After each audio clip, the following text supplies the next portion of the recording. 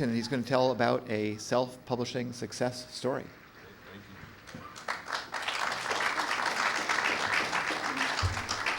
Trip over this thing. So one thing before we get started, by the end of this talk, I'm going to give away a copy of this book, which is what I'm going to talk about today. It's about use of networks on shows and control systems that we do for live shows. So if you're interested in that, I have this high-tech trip glasses box. I'm going to pass that around. Just put some I'll trust people here. This might be a mistake. But I'll trust people. Just put some name on there. It doesn't have to be your real name, but something that you can claim to me that it is. If you're interested at the end of the talk, I'll give this out. So I'll pass this around.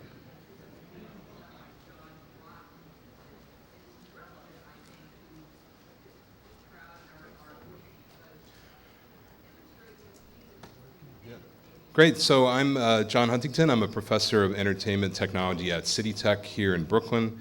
So first I can see it. I wrote this book, and I'm also a blogger at controlgeek.net, and I do some consulting work. And this is actually my sixth Hope and the third one I've spoken at. The previous ones were one was on entertainment technology, and last time was on weather. And it's actually related to, weather's not related to this topic, but the Hope is related to this book, as I'll mention in a minute. So I'm going to talk a little bit today about how the publishing industry works for trade books. Not novels is sort of a different thing that I don't really know anything about, but trade publications like this. So it's a technical book, gets used as a textbook sometimes, but it's also just people are interested by it. I ended up self-publishing by necessity. I'll talk about that. Talk about should you self-publish, and if you're going to do that, how you're going to do it. So, and I put in, I realized when I finished this talk that it was all just boring bullet points, so I figured I'd throw some of my photos in just to give you wake people up a little bit of graphical stuff. So how did I get started with this? So the way a trade book gets written or gets published, the publisher gets a book proposal somehow. So in my case, they actually came around with a survey looking for reviewers, and I wrote in there, hey, I'd like to write a book about this. This was like 1992 or something. So they could ask for it, or you could suggest. If you have a idea for a book, you can go to a publisher, propose it, and they might consider it. They might send it out for review to experts in that field if they don't really know it. If they see a market, they'll contract for the book, and usually that's pretty much it. There's not really agents involved in this. There's not that much money that makes it worth it. And usually most authors, say certainly in my case, were excited to have the exposure, and this is changing a little bit. But then, again, on a smaller book like this, I'll give you all the sales numbers here in a little bit. I never consult an agent, anything like that. I think I actually did run the thing by a friend of mine's agent. So how, I can just speak from my own experience. So you get contracted for a book, how does it go from there? Sometimes they'll give you an advance against royalties, maybe $500, $1,000, something like that. You write the book. It always seems to take a year. Every time I've done this, it's like a year. I tried, the last time I wrote on a sabbatical, so I really tried to sit down and write like 40 hours a week, and I just couldn't do it. So I ended up about 20 hours a week is about what I could do. Always seeing, again, take a year. They might pay you for some production work. You should ask. You can negotiate things in these contracts. So you get all the graphics or make them, and you also have to get all the rights for all the graphics. They don't really do any of that stuff. Typically, and for the first edition of my book, you just submit a manuscript in Word or something like that, and then they lay it out, copy edit it first, lay it out, do the graphics layout and so on. And these people are very good at graphics layout, but they most likely know nothing about your topic. So if a graphic gets switched, which is obvious to you or anybody or your readers, they don't know. I mean, it's just they don't get it. So the first time I had this come out in the 90s, that whole process took like a year from the time I submitted the manuscript until I actually had a printed book. That sped up in the last edition to like 3-4 months, which is still, as you'll see, is kind of ridiculous. Then the publisher handles marketing, printing, distribution, sales, and for all that, they give you 10% of their growth. So that means if it's not a $100 book, but just I can't do math in my head. So if you have a book that's $100, they sell it to Amazon or bookstore for about $60, you get $6 out of that. So my book, they price somewhere around $60, $70. Typically, I would get about $3 of that typically. So I did 3 editions of a book, the same, it's a lot of related content, but it was called Control Systems for Live Entertainment. One thing I always negotiated, just because it didn't seem right to me on the contract, is that I kept the copyright. So each time they would send me a contract saying they own the copyright, I would cross it out, and they accepted it. Again, you can negotiate some of this. They wouldn't negotiate any higher royalties, but that they would give up. So I proposed a 4th edition. The whole market, our market changes a lot, and a lot of networking stuff came in. I just went to this router talk. It was very interesting for that. And they were, yeah, great idea. So let's do it. I scheduled a sabbatical. I'm a college professor, so I was due for a sabbatical, scheduled it. Then we get a little closer to the time where I really need to start writing. I'm like, well, we don't know, maybe not. And started giving me the runaround. So, and then they also complained about the sales, but on the 3rd edition, they really did nothing to market it. It had some momentum on its own, and they just kind of did nothing for it. So, which is a theme a lot, especially with this publisher. I try not to name them in the talk. So eventually, I just realized they weren't going to go for it. So I was depressed about this for like a day. I'm like, oh, they don't want my book. And then I realized, hey, with self-publishing, you can do all this stuff yourself now. So just a bunch of Googling around, I realized there was ways to do this. CreateSpace is the one I ended up using, owned by Amazon. And then I basically just asked them nicely, said, okay, if it took me a while to get them to say they're not going to do it, at least not now. And then once they said that, then I said, well, okay, will you give me the rights back? And they said, sure. So we had to wait a couple months for their lawyer to get around to it or whatever, but then I eventually got a letter back releasing it. So I was going to probably do something anyway, but I probably would have had to rewrite it in some way or something like that, but they just gave it back. Obviously, they're not interested in publishing it, so why just have a dead book sitting on their shelf? And they're very nice people. This whole thing is not just for them. It didn't seem worth it. So I said, okay, my process here is just to keep the book alive. I'd spent years working on this thing. I'd done 3 editions. The market had changed a lot. Excuse me. And I just want to make back whatever expenses I had and kind of keep the thing alive. That's all I was shooting for. And the whole process has really been great as I'll go through this whole thing. So the printed version was on July 3rd, 2012. So I got it like a couple days before the last Hope conference. And I'll talk about that. That all happens very, very quickly when you get it going. I really wanted, and I'll talk more about this, but I really wanted to have a DRM-free PDF, digital rights management. I didn't want any of that, but I couldn't find out anybody that would do that as a service back in 2012. Googling around, researching for this talk, actually, there is a company now, so I'm probably going to look into that when I get some time. So instead, I did an ebook on Kindle. That came out in January. It took me a little while just to get caught up and figure out that whole process, which I'll talk about. So that's just sort of an overview of the whole process that we go through for them. So the way I started is I have a blog that, amazingly to me, gets about 28,000 unique visitors a year. I can't imagine why people are that interested in the stuff I write, but I write it because it's fun, it's interesting to me. And some of the things are targeted to the industry. Sometimes I'll just put storm chasing pictures up, stuff like that. But so I get a reasonable amount of readership on the blog.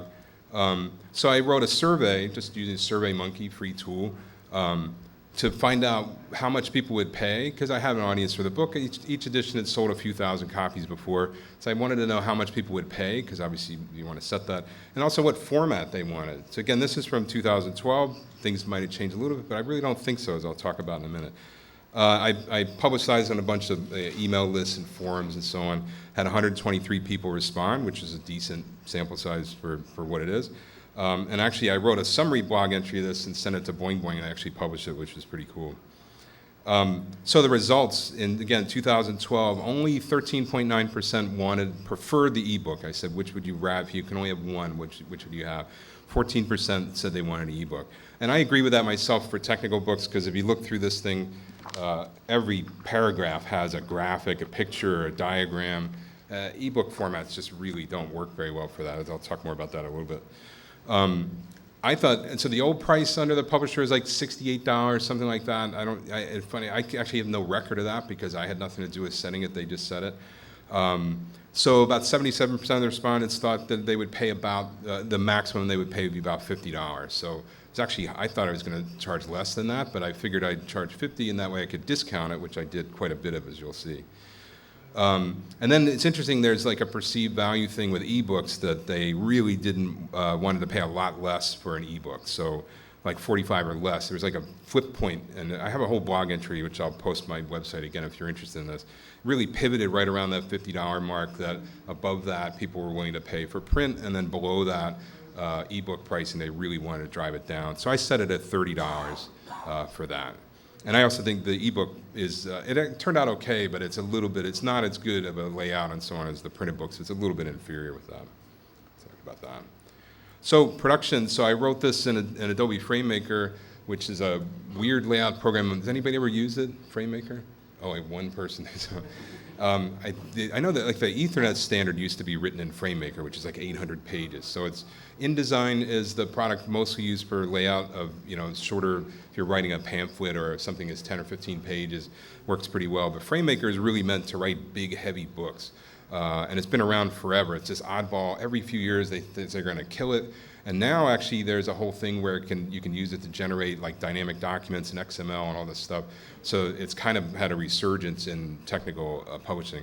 And if you have a sort of hacker programmer background at all, there's a lot of stuff. It's very logical to a programmer, and you can basically this thing is one, it's I don't know 30 files or whatever.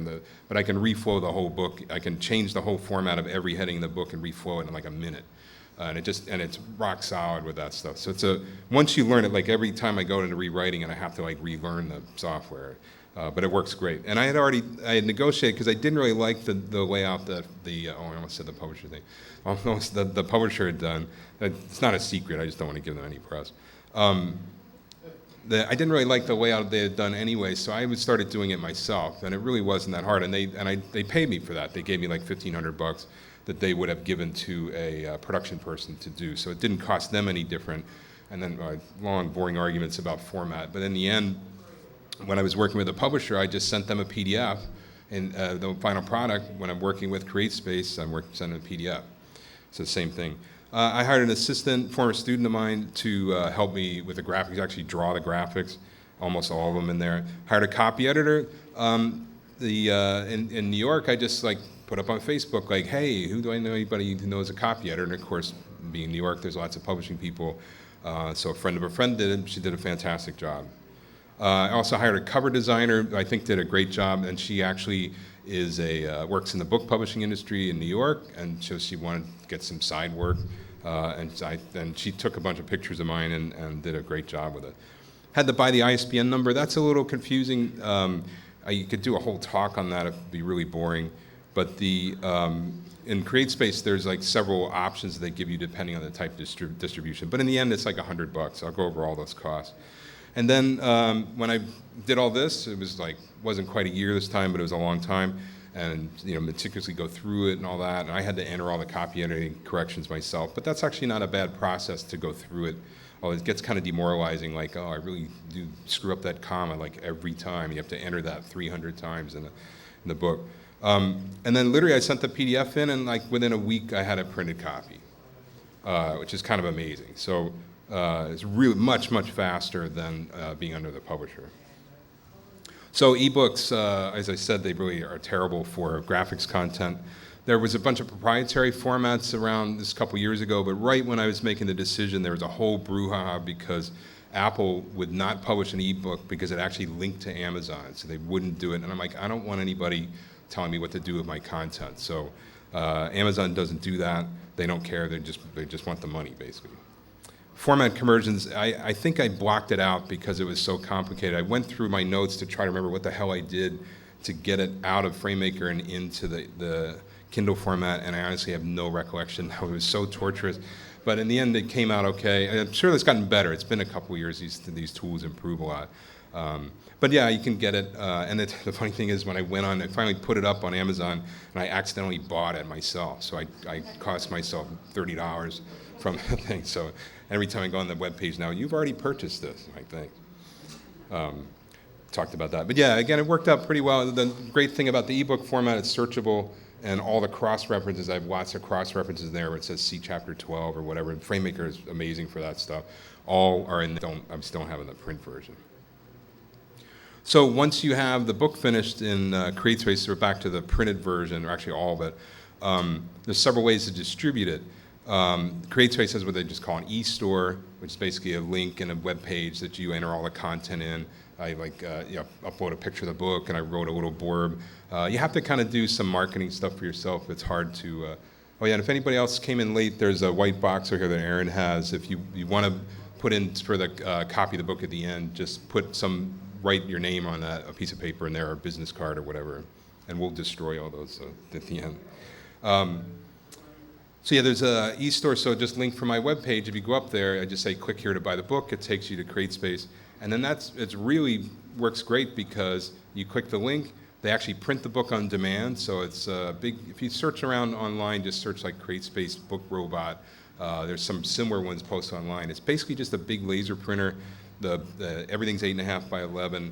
They have a robot that shears it, and then a big laser printer for black and white, and they have a color printer for the cover, and then a binding machine. So literally, this thing goes, 5 minutes later, a book pops out.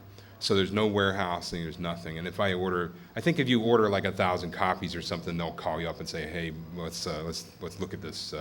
Maybe there's another technology for it. But if you buy 100, they're just going to line it up and go. So if you order the book from there, all I do is I get money, a few weeks later. I don't have to ship it, warehouse it, do anything. They just print it. It comes out. They do a great job shipping it. And then I get royalties from them, which I'll actually go through in a minute. And again, all these distribution channels are open to you. You can figure this once you release the book into CreateSpace. So CreateSpace works great. One thing I forgot to mention is that there's no free shipping in that like there is in Amazon, but they give you tremendous ability to write discounts. So you can get a kind of alphanumeric code, and you can put that out to anybody. You can discount anything up to basically your cost of the book, or 10% off, or whatever. And I've used that a lot, as I'll explain when we go forward. Amazon, you click a checkbox, it goes onto Amazon. They sell it. They set their own price. My friend Jim and I were talking about this the other night, and checked, and they don't actually. That doesn't come out of my royalties if they lower the price down. So they mess around with their end of it a little bit. Because they're now selling it lower than I can sell it on I could change it, but they're undercutting me through CreateSpace now, and they offer free shipping. So most sales, as I'll show in a few minutes, go through the Amazon channel. Kindle, it's bizarre to me. A lot of things suck about Kindle reporting, and the format works fine. I think it's a very solid platform, whatever security issues or whatever aside. But to get information back out of the system on my end is really awful. Just to collate, to find out how many ebook copies I've sold in the last 2 years, I had to go download individual spreadsheets for each month over the last 2 years and then add that myself. In CreateSpace, you just get whatever you want, download as a spreadsheet. So that back end of that's really weird. And the other thing is they don't give you any ability to offer discounts except for 100%. So you get 0 discount or 100%. So I actually use that. I'll explain in a minute. But I can't say, hey, what I really wanted to do was all the people who had bought the print edition before the ebook was available, I wanted to give them a free ebook copy, and I really couldn't figure out a way to do that without manually, spending a week myself. I should mention too, there's one other channel in the CreateSpace. You can't see my mouse pointer, right? On the CreateSpace e-store, there's a thing called expanded distribution where they sell to bookstores and things like that. I initially didn't turn that on because I kind of wanted to funnel it all through the sort of more higher royalty possibilities, but eventually I turned that on, and I think that's worked out pretty well. I can't tell where that's being sold to. If you buy the book, I never get your name or anything. I just get, a sale took place on this date.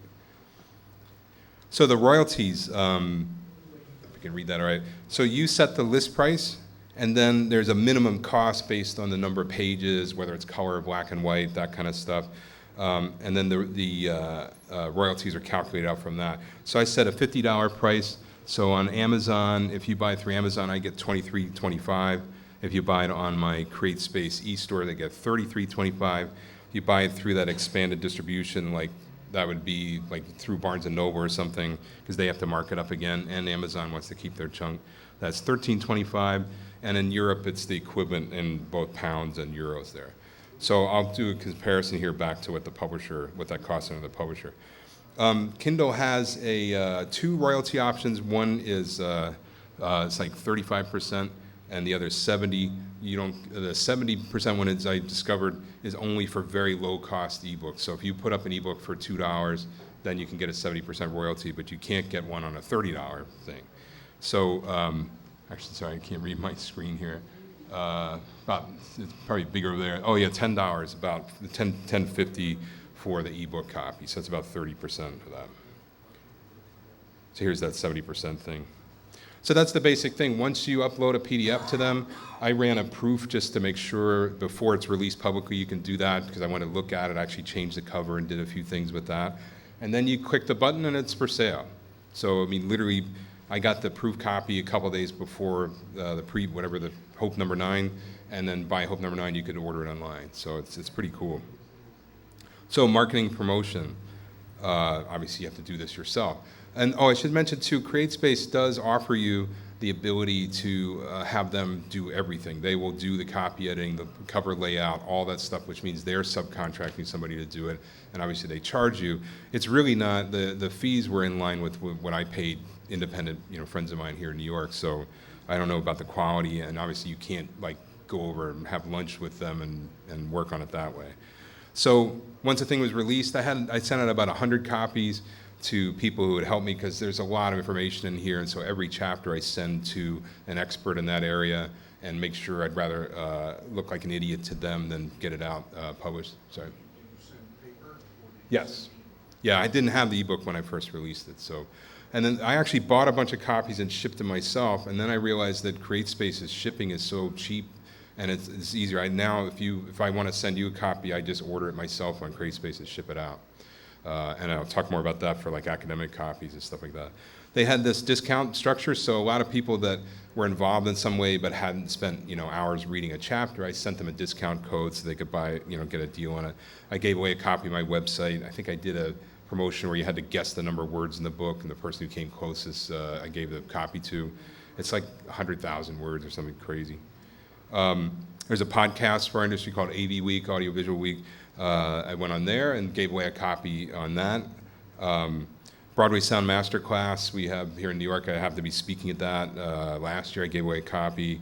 Stage Lighting is another event we do here in New York. So the thing is that if you're with the publisher, once the book's released, you can call them up or email them and say, hey, I'm speaking at this event in 3 weeks. Could you maybe give me one copy for free to give out? And they'll think about it. Me, I just order it. It costs me $7, and then I give it away. So I keep a few copies around just for that reason. I'm in the Local 1 Stagehands Union here in New York, so to promote it in there, we have the email list, so I gave a promotion code for that. I don't remember how much it was anymore, but it was below, it would have given you free shipping, basically, plus a little bit off. And so any of those things just end up, comes out, it reduces the royalties, obviously. So I took a few ads out in some trade publications, and I put a QR code on it so you could scan it and link back to it. I just put a web page on my blog that's not publicly displayed, and that way you could see it. I could see it if somebody scanned the QR code and it landed on my website. So I have some metrics. It's not very sophisticated, but we have the Audio Engineering Society show, which is a big target market for the book here in New York. So I put an ad like this in the daily. They give out a free newspaper every day. There's 30,000 people at that thing. I got 2 clicks. So I don't know if it was worth it. Lighting Sound America is a trade magazine that's very good in our industry. I put a couple ads in there, 28 views off of that. So again, I don't know who saw it, but these are the people that actually read the QR code. So, but it gives me some idea. Pro Sound News, another one, I got 18 clicks off of that. I don't know that if it led to any sales, it was a small amount, but I think, again, I needed to get the word out that the book was, the new edition of the book was out. It's really a new book in a lot of ways, and that I was self-publishing it. So this was all about just sort of making an impact, and I'll talk more about that. So I think it helped establish the book in the market to get it out. I got some reviews. Some of these happen spontaneously.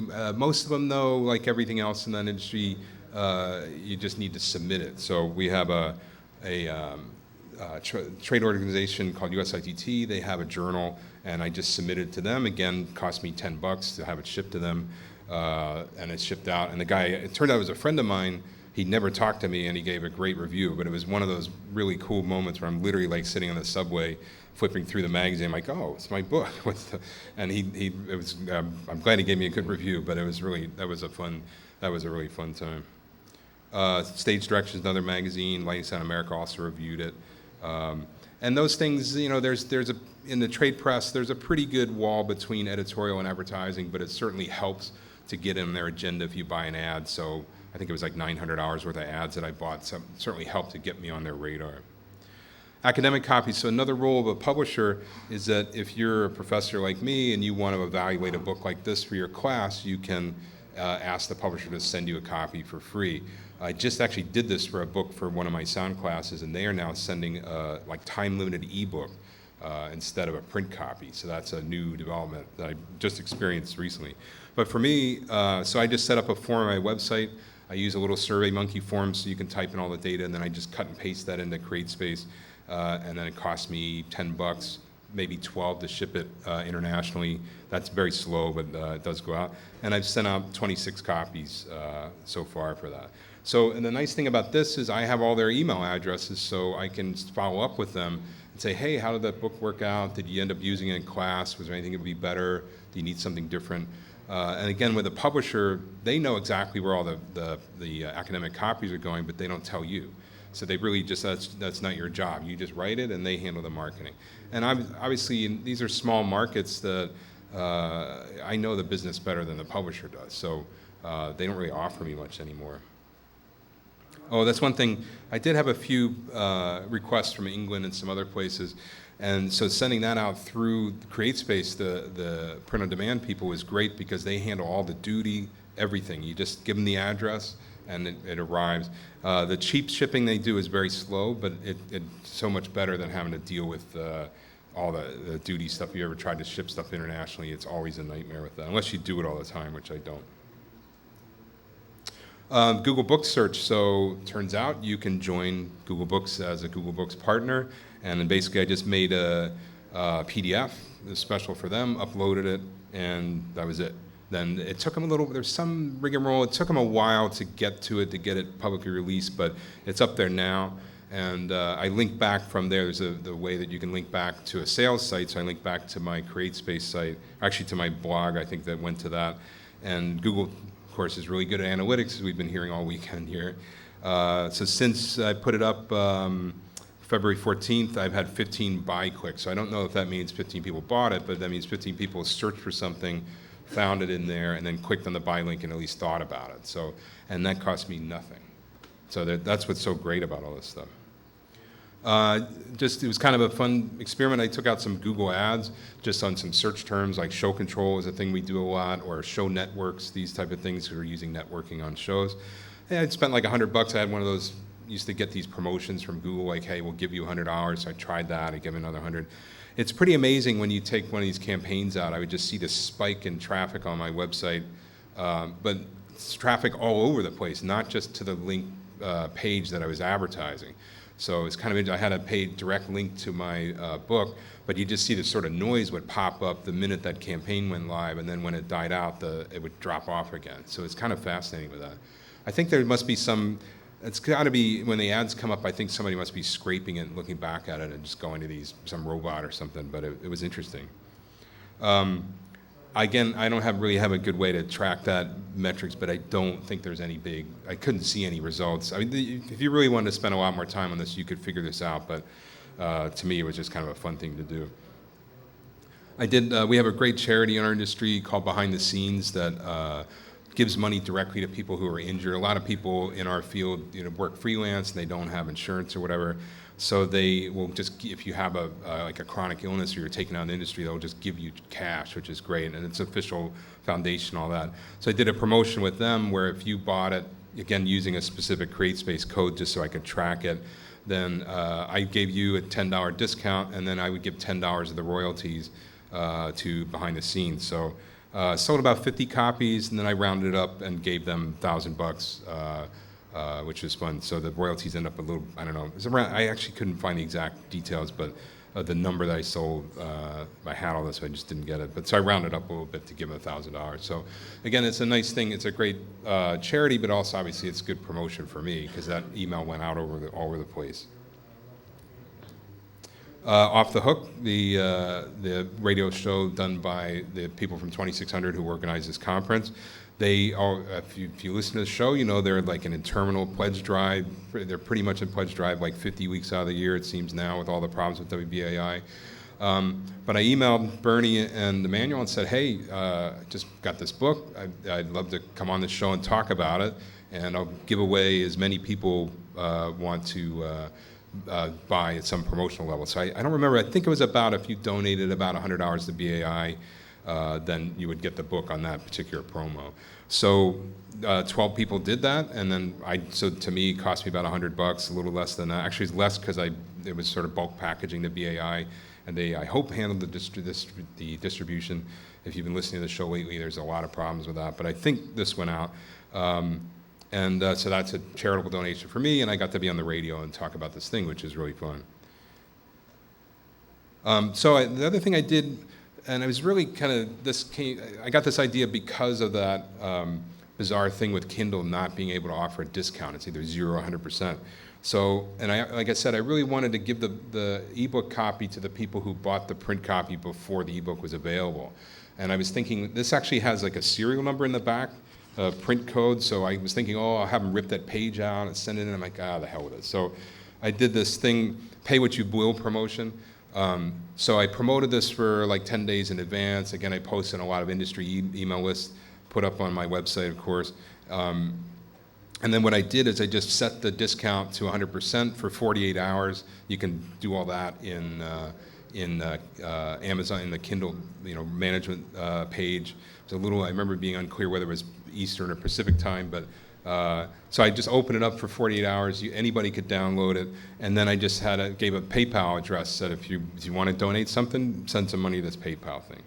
So the coolest thing, so I had 420 people downloaded it in 48 hours. 14% of those people donated. So one thing, I really have no metrics on what the other people are, because it might just be, if you're looking for free Kindle books, you just happen to stumble across this, no cost to you, maybe you download it.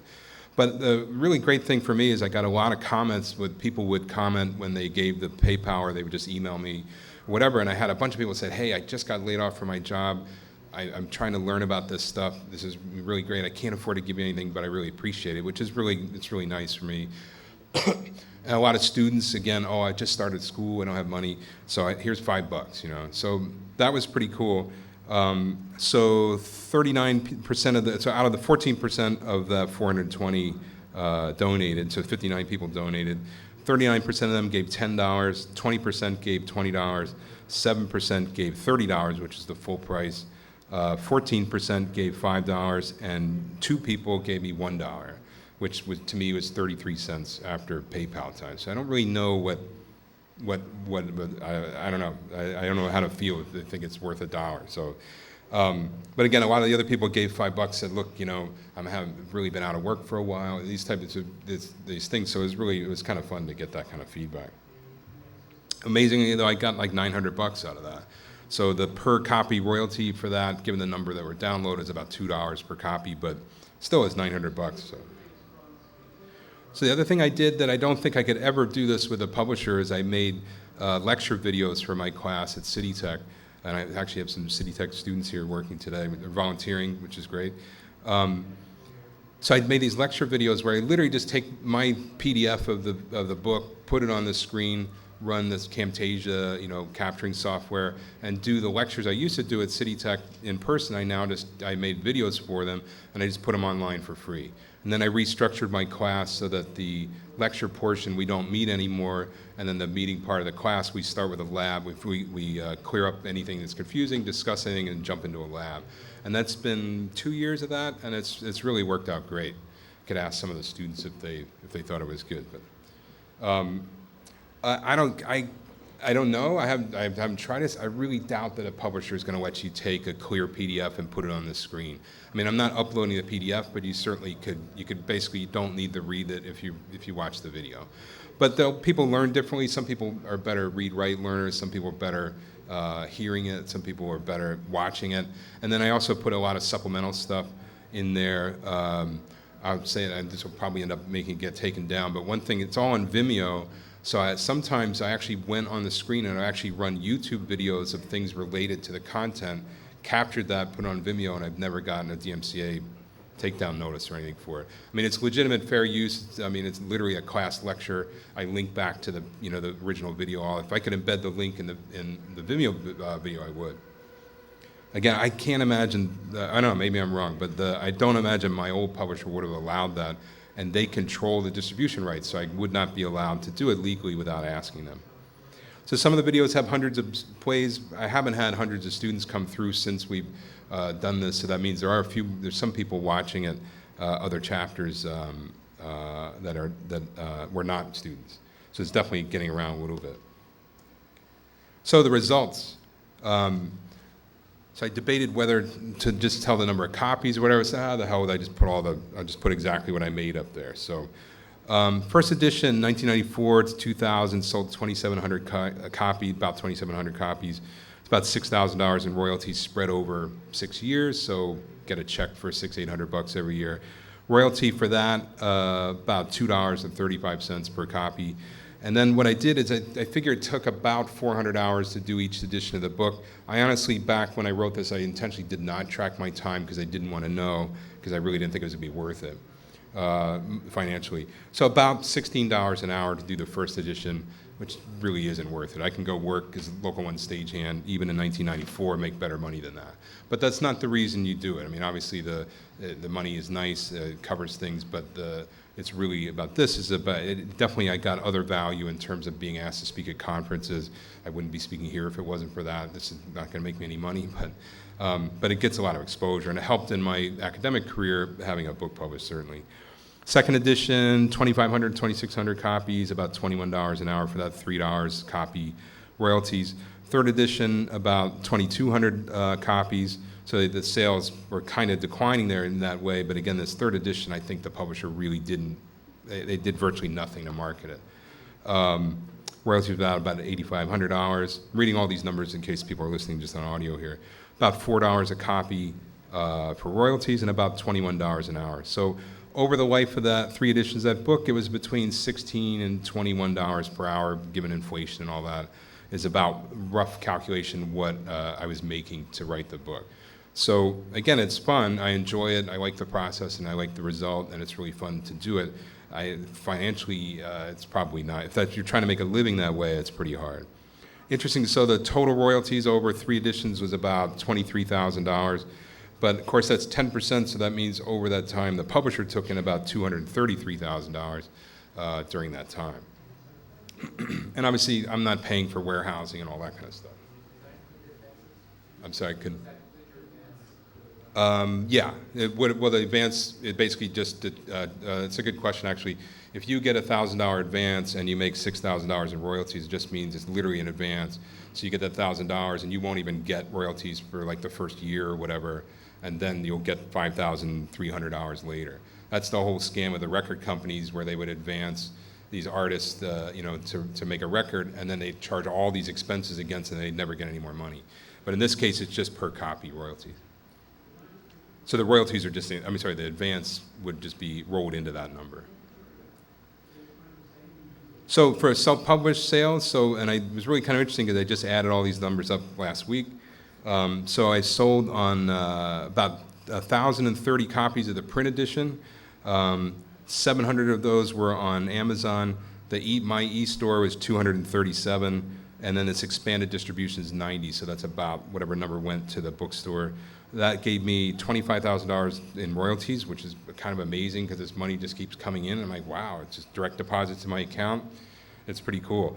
So the royalty per copy on average there is about $24, and so comparing that to publisher royalty, so it's about $2-3 per copy under the publisher and $24 per copy under self-publishing. So The, oh, I'm sorry.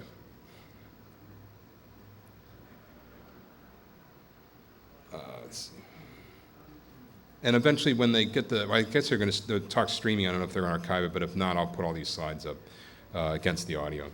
So I did some wholesale print sales because there's some small sort of online booksellers in our market that really kind of curate books, and they want to sell it, or Union in Los Angeles wanted to buy a bunch of copies, things like that. So with that, I can buy the copies from CreateSpace at $6.75 a piece plus shipping, and I can do whatever I want with them. I can give them away, like today.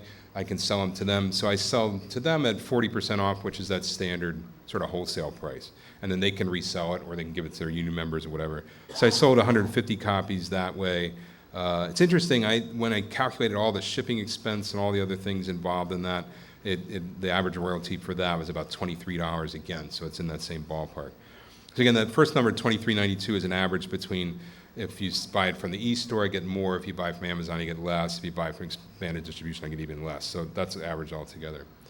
So Kindle copies, this was kind of interesting because I just get these reports and I never totaled it up. Like I said, it was a pain in the ass.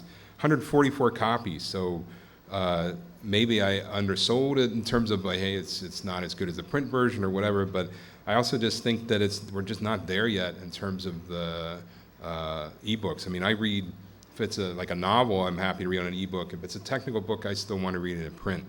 So I'm going to look into this PDF. What I want is individually watermarked PDFs, and it looks like that's possible now. So I'll look at that, and I might, if that works, I might just kill the Kindle edition on. So that Pay What You Will version promotion was 420 copies, made about $894, and the royalty for that is $2.13, because obviously 80-some% of people didn't pay anything. So, and I literally didn't know this number until like Friday. 1,744 copies since the Hope number 9 until now, because just coincidentally it had to be released on that. So in 2 years, it sold 1,744 copies, about over $30,000 in total royalties. And because it's been coming in every month, I honestly never totaled this up. And I'll show you the expenses in a minute. But so that's on track. So 1,700 copies over 2 years is actually on track with the sales under the publisher. And I'll talk about this. I'm in a unique situation in terms of I already had an existing product and so on, but let me get through some of this before I run out of time.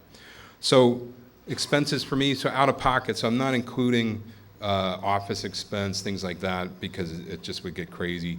But this was the same as when I was writing the book for the publisher, so I would need a desk and a computer and that kind of stuff. I needed that then, I need that now, so I'm not really counting that. So the expenses between copy editing, all that kind of stuff, ISBN, there's a few setup charges, a couple $100 of setup charges, which is really pretty minimal. You have to pay for a few things here and there. So, and the advertisements and some new business cards and stuff like that, promotional copies, roughly about $6,000, sort of the promotional cost and the sort of production and promotional cost. So you take about $31,000 and subtract of total income, subtract $6,000 off of that. Total gross profit's about $25,000. And so the hourly wage based on that, comparing again the same sort of structure to the publisher, is about $49 an hour. So now you're talking about it is worth it to do it if you can get these kind of sales numbers. It's a lot better than 15, 20, things like that. That's actually well below my consulting rate, so if you hire me to consult on a sound system or something, I'm going to charge more than that.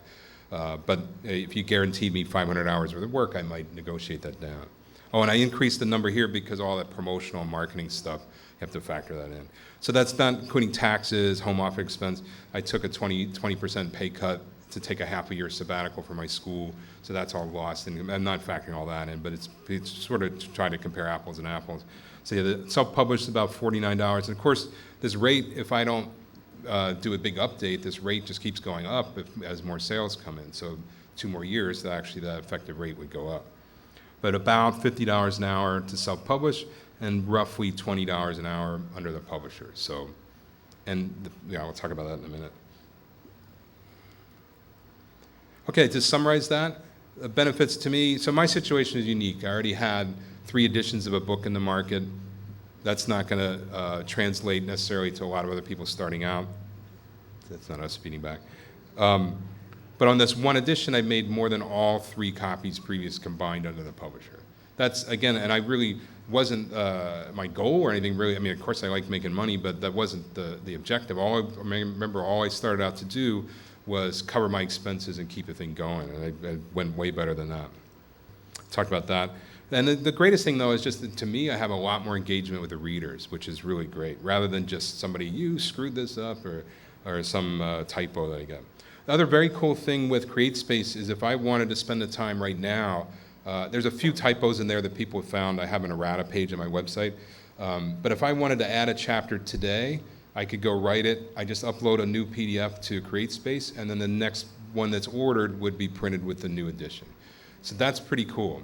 So you don't have to wait and go talk to the publisher. And so far there hasn't been anything sort of dramatic changes in terms of that. I kind of anticipated most of the things. But there's a few typos, there's some tables that didn't set right and things like that. So I might update that at some point. That would probably be version 1.01. But if a new technology came out today and I want to add a chapter, I can just go add a chapter. And then I have to get the word out, and I would probably just post that chapter PDF on my website for people who already have the book and stuff like that. But so far that hasn't come up yet. And the biggest thing I think it's really been fun, the whole process. I mean, it's a lot of work. Writing a book, a huge amount of work.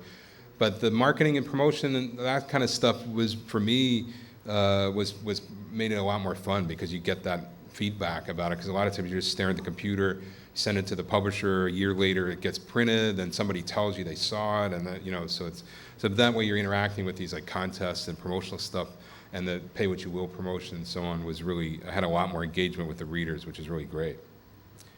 So, is it right for you?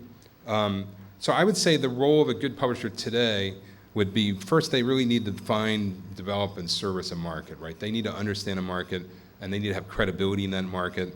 They need to have a strong identity. So I always think of O'Reilly as a good example of this. If you buy an O'Reilly book, obviously things can get through the system, but for the most part, you know that it's a quality book on a topic that's relevant and so on. Credibility, I've mentioned that before, again, O'Reilly. And a very interesting thing from the academic side is I'm already full professor, so the self-published edition of this, I didn't have to go argue with people about promotion and tenure with that. That's going to be very interesting to see how that works out, because I know in my school, they already look at us entertainment people weird because we don't have peer-reviewed journals and so on. So I don't know how you can, I think I could make a good case. I've sold X copies, was on Off the Hook, whatever, things like that. But it'd be interesting. So if somebody does that with a self-published book, I'd love to hear how that went. Because one thing, it's a publisher. If it's a known publisher, then that gives you sort of a stamp of approval. External, acclamation that's really important. So the other thing a publisher really should do is make it easy for authors. And I really think they should engage the authors in sales and marketing. And my publisher never did that. They just sort of like literally send in this, like, I was sending in a PDF, comes out, and then you get a check once a year. That's one other thing with the self-publishing through CreateSpace. You get a monthly royalty, where with the publisher, you get one check a year in about March, and you get this really terse statement with all these returns and all this crap. So with this, the money comes in as it's sold. So I think the publishers that aren't doing these things aren't really having a strong identity, really developing the market. They really should see self-publishing as a threat, because honestly, the last edition of my publisher, the CreateSpace, actually offered me more, and I made a lot more money from that. So I certainly wouldn't go backwards. In fact, I have friends with the same publisher now that are thinking about new editions, and I've been telling them, like, hey, you should just do this. Because we do all the work anyway. So if you're willing to do the promotional stuff part, then why not? So problems with my publisher, as I said, they complain about the sales, but the marketing is terrible. The academic policy cut me out of the loop. Royalties are confusing. One other thing that's really awful is they lost, I sent them a PDF that has print marks on it and all that stuff. They lost a copy of that, and they would actually distribute ebooks as just raw, clean PDF. So they're all over the web.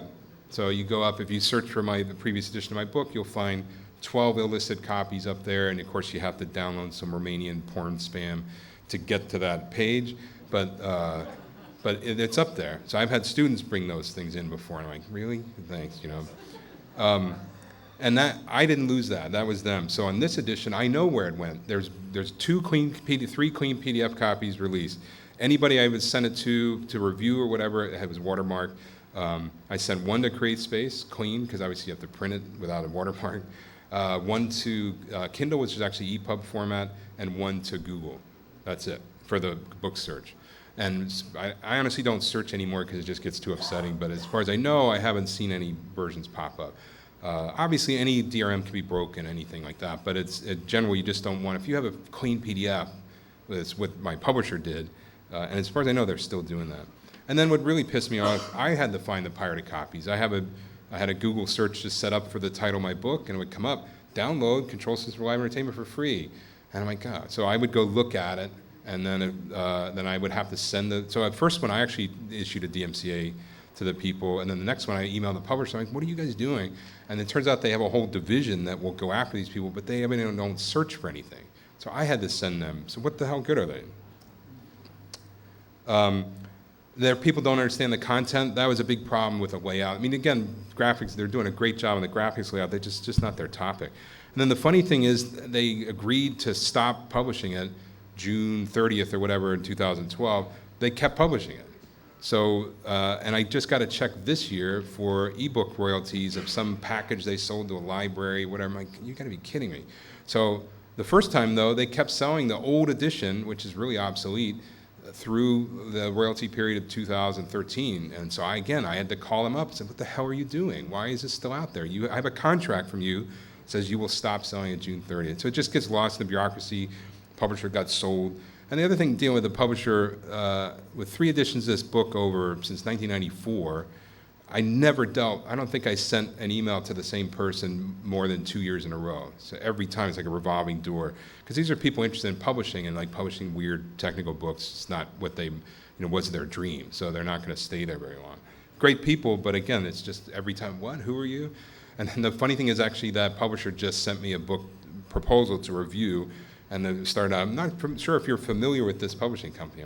I emailed back, yes, and you actually published my book, 3 editions of that. So to do this for yourself today, CreateSpace, I've really had a great experience with them. They're part of Amazon. People have issues with Amazon, but they really did a great job. And they print the books in South Carolina, and they ship them out. They have another printer somewhere in Europe once you enable that, so they don't have to ship it over there. Usually they beat whatever deadline. If they say it's going to be here next Thursday, it comes on Tuesday. They've really been great with that. The upfront cost, I had some more because it's a big book. It's 400 pages and lots of words, so the copy editing costs a little bit more and stuff like that. But the actual setup costs in CreateSpace are really low. It's probably a couple $100 total you could get something out there. Again, if you lay out and all that, would be more. I had as far as I know, there's no interference with Create. They don't care what the content is. I don't know if I publish something really, racist or horrible or whatever, if they have complaints or something like that. But I never had a word from them about the content of the book. So if you want to publish something, I certainly wouldn't be anonymous. But if you had a self-publishing book you wanted to do, you can just do it. That's actually, in some ways, writing obviously is hard. Getting it onto their system is pretty easy. Then the hardest part is getting the word out. Because when you look around on there are hundreds of, thousands of $2 ebooks up there, fan fiction, whatever, stuff. So getting your content, out of the noise is the hard part. But they'll do everything for you. You just got to pay for it if you want it. The other thing, it's a little hard to get experience because the first time through the process is when you're releasing it. So if you make a mistake, you're kind of in it at that point. But we're hackers, right? So we're good at figuring these things out. I think almost every step of the way, I had an ability to test whatever it was before it went out for real. So even the final copy, like I said, I got a proof copy before I clicked the release button on there. And don't have to do that, but it was good to do. So what I would do today, if I was starting from scratch, I would start a blog, which I already have, and then keep control of it, even, whatever, Tumblr, Facebook, whatever, I still would put it on my own thing that I own and keep linking back to it. I still read a lot of blogs. Every year there's another opinion piece about how blogs are dead, but like I said, I still have 28,000 people coming to mind for various reasons. But I actually did work out new material for this edition on the blog, which is great. I got some feedback from that. And I'm just able to go through that process and have a deadline, and all that stuff was very helpful for me. Build the audience. You know your audience pretty well for these things. This is an audience, if you're writing computer books or whatever, right here. There's a good, not gonna say that's easy, but you probably know more about it than the publisher. And you're gonna be up there on Amazon the same way any book from any publisher is. So if you can get, it's in the system. Talked about that. Okay, questions? Go ahead. When you gave away the 12 books to WBAI to offer up to a $100 donation, I would guess there were some people who may have bought your book at a lower cost. So did you find that by giving out 12 copies that your books became, that you sold more around that period of time? Yeah, that's a good question. The question was, did the sales increase? Because obviously, whatever the listenership of the radio show is listening to it. Nothing dramatic. I should actually go back and look because you can plot all that out. But it's kind of a niche book, and it's a more general audience, so I would doubt it. But I could check it out. Second question, if you don't mind. So last May, I was at Book Expo at Javits. I'm a self-published author, and I'm coming out with an ebook. And I'm planning to do it via Kindle, right? But then I started to talk to some of the digital guys who were saying I could put on my website a download thing for people, and then I would make more money. Yeah. But then some people said to me that's not a good idea because it's very complicated. It's better let Kindle have that, and you make your 70%. What would you suggest? Maybe 30%. No, you make 70%. Oh, if it's under $2, yeah. That's a good question. Probably have to talk to you more about what your market is, because that's if you can reach the audience, then you can cut everybody out. But there's certainly a convenience with Kindle where it gets into they make that very easy. So if you want to talk to me afterwards, I have to talk about that in the back there. Great presentation. Oh, thank you. Thanks very much. Last question about the PDF watermark. Exactly how do you use that and what Oh, the and watermark is? yeah, I forgot to put in the presentation, but I have a link from my webpage. If you email me, I can send you the link.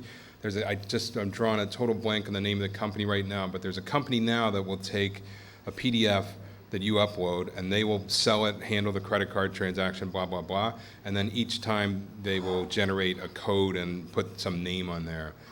Supposedly, and I literally just found this like last week. Yeah, it's not the one that I had, but yeah, it's quite possible. So if you email me, I can send you the link. I just forgot to put it in here, so. Sure. Amazon has this thing where if you have your book available with other sources, that the prices have to be the same. Oh, yeah. How do you deal with the disparity? Oh, this is a good question. The question was the Amazon and the Kindle stuff. It's a really complicated thing. Everything in Kindle was complicated. The printed thing was so much easier. But in Kindle, there's an exclusive pricing arrangement. You're not allowed to undersell it anywhere else. But I'm only selling electronically on Kindle, so I don't have that problem. But Only electronic, yeah, paper is separate. Yeah, $1,000 printed. right. I probably could charge $20. I don't think they could do anything about it yet. That's a good question. Exclusive Amazon or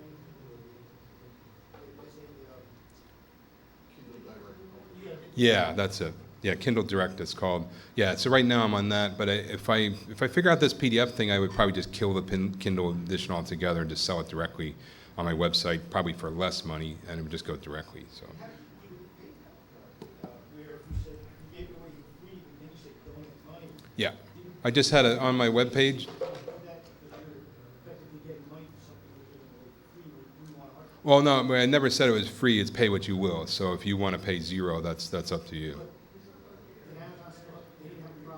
No, because it's the Amazon promotion. It's like time limited thing where it's $0. It's very complicated when you're allowed to do that and all that. But so that was through Amazon, was to have the price set to $0 for 48 hours. Yeah, it's good. I didn't ask, so that's a good question. Yeah, it's possible that might. I don't know. It's a good question. I didn't ask, and they didn't say anything. So I think we're out of time, but we'll draw this book.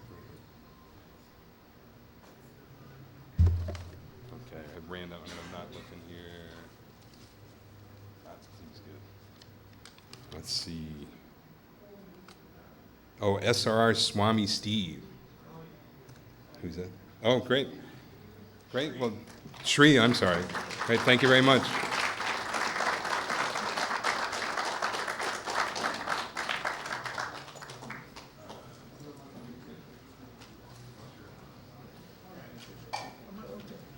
Litchfield, can I exchange? Sure. comments?